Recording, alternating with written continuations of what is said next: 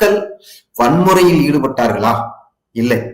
கேள்விகளை கேட்கிறோம், பதில் சொல்ல வேண்டியது வருவாய்த்துறையோட வேலை.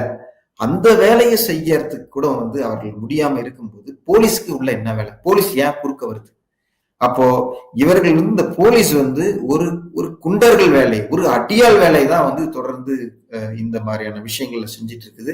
இது இந்த போராட்டம் இல்ல, பொதுவாகவே மக்கள் எந்தெந்த இடத்துல எல்லாம் அறவழியில் போராடுறாங்களோ அங்க எல்லாம் காவல்துறையை வைத்துதான் இவர்கள் அடக்கி ஒடுக்கி இந்த வேலைகள் செய்யறாங்க. ஆனா நிச்சயமாக இது எல்லா நேரத்திலும் எல்லா இடத்திலும் முடியாது. நீ என்ன காவல்துறையை போட்டாலும் இந்த மேல்மாசு விவசாயிகள் சிப்காட்க்கு நிலம் தர மாட்டார்கள்.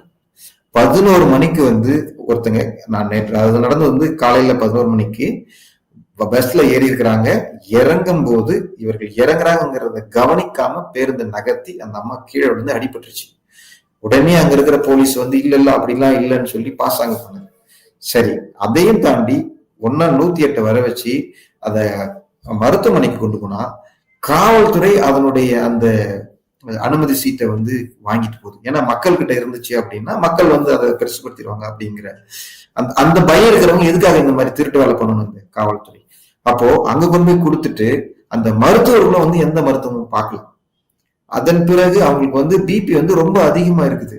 அதன் பிறகு நாம் தமிழர் கட்சியை சார்ந்த அந்த மாவட்டத்தினுடைய நபர்கள் கேள்வி எழுப்பிய பிறகு அதுக்கப்புறம் போய் செக்அப் பண்ணிட்டு அதுக்கப்புறம் மருத்துவம் பாக்குறாங்க. இது கிட்டத்தட்ட அவங்க போய் 3.5 மணி நேரத்துக்கு பிறகுதான் அந்த இடத்துல இந்த வேலை நடக்குது. அப்போ இது எல்லாமே ஒண்ணுக்குள்ள ஒண்ணு அப்படிங்கிற மாதிரி அரசு ஊழியர்கள் அனைவருமே இந்த ஆளும் வர்க்கத்துக்கான ஒரு அடியாள் வேலை செய்கிறார்கள். அவர்களுக்கு கொடுக்கப்பட்ட பணி என்ன?